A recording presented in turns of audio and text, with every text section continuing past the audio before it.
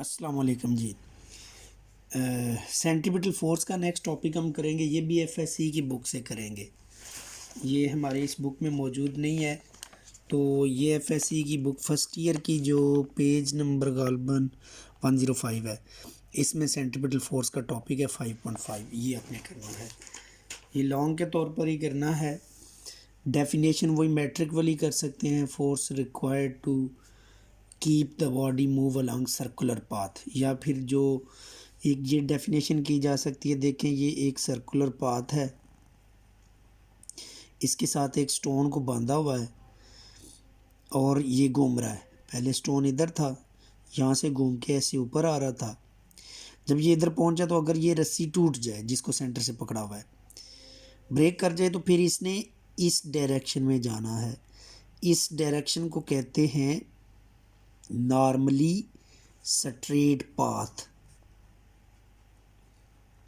Normal का मतलब 90 का एंगल है, तो क्योंकि ये रेडियस के साथ 90 का एंगल बना रहा है पाथ, इसलिए इसको नॉर्मली स्ट्रेट पाथ कहते हैं। और अगर रस्सी ना टूटे तो फिर इस पाथ पर इसने आना है, इस पाथ को कहते हैं सर्कुलर पाथ। सर्कुलर पाथ, ठीक है। तो वो फोर्स जो नॉर्मली स्ट्रेट पाथ को बेंड कर दे सर्कुलर पाथ में, ऐसी फोर्स को सेंट्रीपिटल फोर्स कहते हैं। Force which bends the normally straight path of particle into circular path. ये डेफिनेशन आपने करनी है। फार्मूले के लिए ये इस टॉपिक में दो डायग्राम बनानी पड़ेंगी। पहली डायग्राम ये है कि एक वही सर्कुलर पाथ मैंने ड्रा किया, इसमें दो जगह पर ऑब्जेक्ट को शो करेंगे।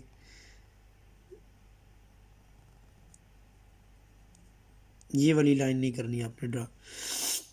एक ये पोजीशन ए है और ये वाली पोजीशन बी है।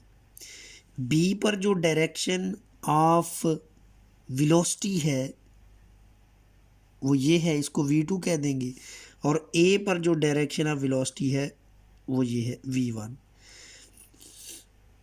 फर्ज करो इस सर्कुलर मोशन की स्पीड यूनिफॉर्म है, यानी कि v1 equal to v2 magnitude में सेम है और उनको v से शो किया हुआ है। लेकिन क्योंकि डायरेक्शन अलग है इसलिए मैंने यहाँ पर सिंबल v1 रखा, इधर v2 रखा। ये सेंट्रल पॉइंट ओ है, ये एंगल थीटा है। तो क्योंकि ए से बी तक आते हुए वेलोसिटी चेंज हो गई है, बेशक उसकी सिर्फ डायरेक्शन चेंज हुई है, मैग्नीट्यूड चेंज नहीं हुई, तो एक्सेलरेशन पैदा होगा। फिर उस एक्सेलरेशन का फार्मूला आप लिख सकते हैं A is equal to delta V over delta T, A से बी तक आने में, फ्रॉम ए टू बी, ये एक्सेलरेशन पैदा होगा।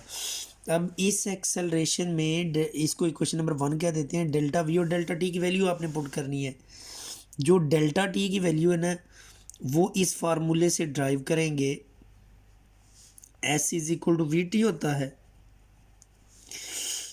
तो ए से बी तक का डिस्टेंस अगर एस है और स्पीड वी है और टाइम को डेल्टा टी कह देते हैं, तो फिर आप इसको लिख सकते हैं s is equal to v delta t. यहाँ से डेल्टा टी को सेपरेट करेंगे तो ये delta t will be equal to S over v. इसको इक्वेशन नंबर 1 में पुट कर देते हैं। तो आंसर आ जाएगा A is equal to delta V divided by S over V. V सबसे ऊपर चला जाएगा तो V over S multiplied by delta V. इसको हम इक्वेशन नंबर 2 कह देते हैं। अब इसमें डेल्टा वी की वैल्यू पुट करनी है। डेल्टा वी क्योंकि चेंज इन वेलोसिटी, और वो चेंज सिर्फ डायरेक्शन की वजह से चेंज आई है, मैग्नीट्यूड तो सेम है ना वेलोसिटी की, v1 और v2 की। तो जब डायरेक्शन की वजह से चेंज कैलकुलेट करनी होती है तो वो हेड टू टेल रूल से करते हैं। उसके लिए हम एक और ट्राइंगल ड्रा करने लगे हैं। ये पी क्यू आर ट्राइंगल अभी ड्रा करेंगे। इसमें v1 जो है वो पी क्यू को रिप्रेजेंट करेगा, यानी ऊपर वाली डायग्राम में ये जो v1 है ना, इतना ही आपने पी क्यू साइड को ड्रा करना है। और जो v2 है ये पी आर साइड को रिप्रेजेंट करेगी, यानी आपने सिर्फ इस v2 को यहाँ से उठा के इधर रखा, ना उसकी लेंथ चेंज करनी है ना डायरेक्शन। ये V2 है, इसको PR कह देते हैं, और V1 को वहाँ से उठाकर इधर, ये V1 है, इसको PR कह देंगे। इसकी भी ना लेंथ चेंज करनी है ना डायरेक्शन। याद रखो ये दोनों लेंथ आपस में इक्वल है, क्योंकि लेंथ असल में मैग्नीट्यूड को रिप्रेजेंट करती है ना, ये वाली मैग्नीट्यूड और ये वाली मैग्नीट्यूड इक्वल है। तो जब इन दोनों की टेल्स को जोड़ दोगे तो ये जो हेड्स के दरमियान लेंथ बची है ना, this is called delta we. ये जो डायरेक्शन की वजह से डेल्टा वी कैलकुलेट करते हैं ना, उसका तरीका होता है जिनकी डायरेक्शन बदल रही है उनको, उनकी टेल्स को जोड़े, तो उनके हेड्स के दरमियान जो पाथ होगा वो डेल्टा वी होगा। वो जो डेल्टा वी है ज़ाहिर है वो या तो V1 माइनस V2 या V2 माइनस V1 होता है। तो यहाँ पर अगर V2 माइनस V1 कर रहे हैं तो एरो इस तरफ लगा दें, इस डेल्टा वी की लाइन का। ये एरो जिस साइड पर लगाएंगे ना, यानी V2 की साइड पर लगाया, तो अब इस डेल्टा वी का आंसर होगा V2 माइनस V1। और अगर एरो आप इस साइड पर लगाते तो फिर इसका आंसर होना था V1 माइनस V2। ओके, अगर ये ट्रायंगल आप ड्रा कर लेंगे तो फिर आपने एक ऊपर ट्रायंगल बनी हुई है OAB, और एक ये बन गई PQR, ये PQ था।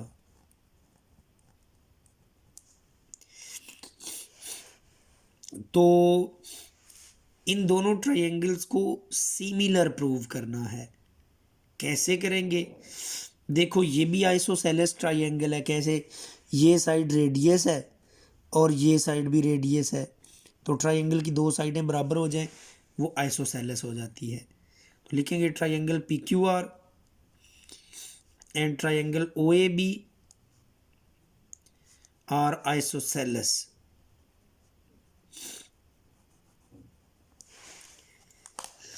ये कैसे आइसोसेलेस है? V1 और V2, मैंने कहा था कि V1 और V2 की मैग्नीट्यूड इक्वल है और उसको V कहते हैं। ये यूनिफॉर्म वेलोसिटी है, यूनिफॉर्म स्पीड है। और दोनों ट्रायंगल्स आइसोसेलेस होने के बाद इनका एक एक एंगल भी सेम है। ये वाला एंगल और ये वाला एंगल ये इक्वल है। अच्छा, आइसोसेलेस की रीज़न दे सकते हैं कि OA और OB बराबर थे रेडियस, और PQ और PR बराबर थे, ये थे स्पीड V के बराबर। दूसरी लॉजिक, एक तो ये लॉजिक हो गई आइसोसेलेस के लिए। दूसरी लॉजिक आपने देनी है, दोनों का एंगल सेम है, यानी एंगल AOB और एंगल QPR ये इक्वल है। क्यों? क्योंकि ये एक लाइन है OA और V2 इसका टेंजेंट है, इसके साथ 90 का एंगल बन रहा है ना, वो इसका परपेंडिकुलर है। इसी तरह एक लाइन है OA, इसका परपेंडिकुलर V1 है। तो ये थ्योरम होता है मैथमेटिक्स में कि जितना दो लाइनों के दरमियान एंगल होगा उतना ही उनके परपेंडिकुलर्स के दरमियान एंगल होगा। अब दो लाइनें जो हैं OB और OA, उनके दरमियान एंगल तो है थीटा। OA का परपेंडिकुलर V1 है, OB का परपेंडिकुलर V2 है। इन V1 और V2 की टेल्स को हमने इधर जोड़ा हुआ है, तो इसका मतलब है ये जो OA और OB के परपेंडिकुलर्स थे उनकी टेल्स को जोड़ा हुआ है। तो उनकी टेल्स को जोड़ने से जो एंगल बनेगा वो परपेंडिकुलर्स का दरमियानी एंगल बनेगा। तो ये थ्योरम है, जितना एंगल लाइंस में होगा उतना ही परपेंडिकुलर में होगा। तो आप लिखेंगे इसलिए ये एंगल सेम है। तो प्रूव हो गया both triangles are isosceles. Isosceles नहीं, similar. Both triangles are similar, क्योंकि ये दो कंडीशंस पूरी हो जाएं। इसकी भी रीज़न देनी है आपने कि ये एंगल क्यों सेम है। Angle between two lines equal to angle between their perpendicular, ये लिख देंगे। तो ये दो चीज़ें प्रूव हो जाएं तो ये दोनों ट्रायंगल सिमिलर प्रूव हो जाएंगे। और सिमिलर प्रूव होने के बाद आप ये लिख सकते हैं, इस ट्रायंगल में थीटा के सामने जो साइड है डेल्टा V, उसको डिवाइड कर देंगे बाकी किसी एक साइड पर। V1 V2 इक्वल है, उसको V हमने कहा हुआ है। इसी तरह इसमें भी ट्रायंगल में थीटा के सामने जो साइड है AB ओवर बाकी दोनों इक्वल साइड है, रेडियस है, किसी एक पर डिवाइड कर दे। ये उस वक्त एग्जिस्ट करती है रेशो जब दोनों ट्रायंगल्स सिमिलर होती हैं, इसलिए आपने ऊपर इनको सिमिलर प्रूव करना है।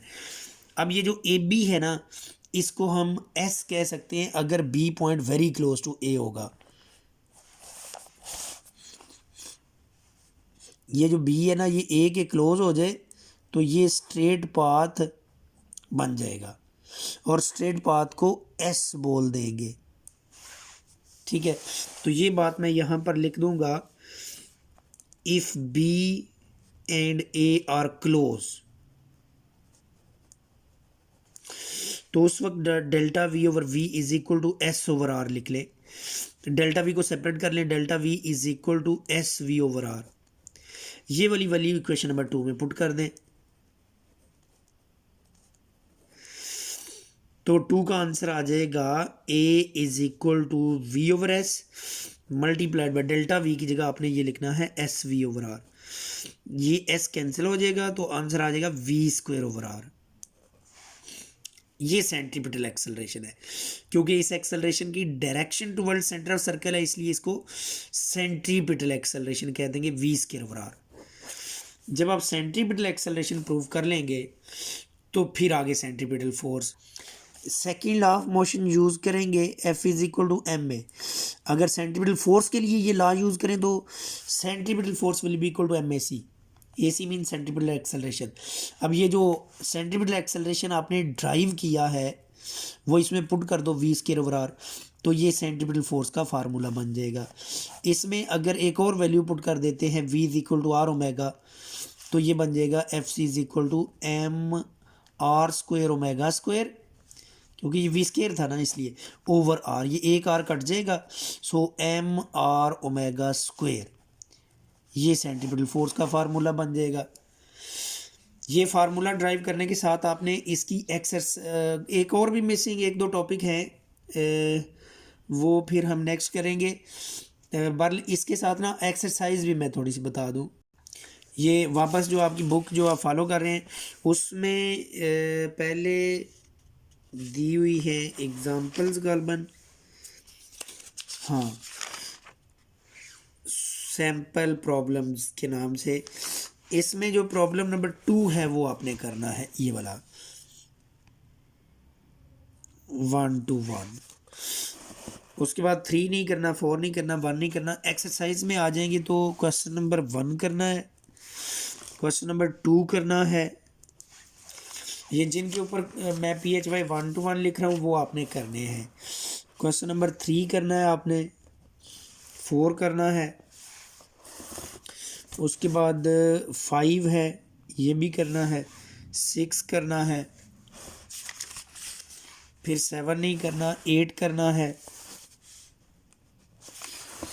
उसके बाद 9 नहीं करना, 10 11 भी नहीं करने, 12 करना है आपने, 13 नहीं करना, 14 करना है, 15 करना है,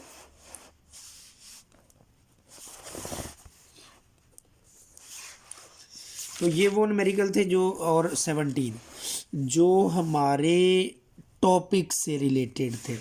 ठीक है, न्यूमेरिकल्स बस इसमें से यही करने, यहाँ तक याद रखें, फिर नेक्स्ट करेंगे। ओके जी, अल्लाह हाफिज़।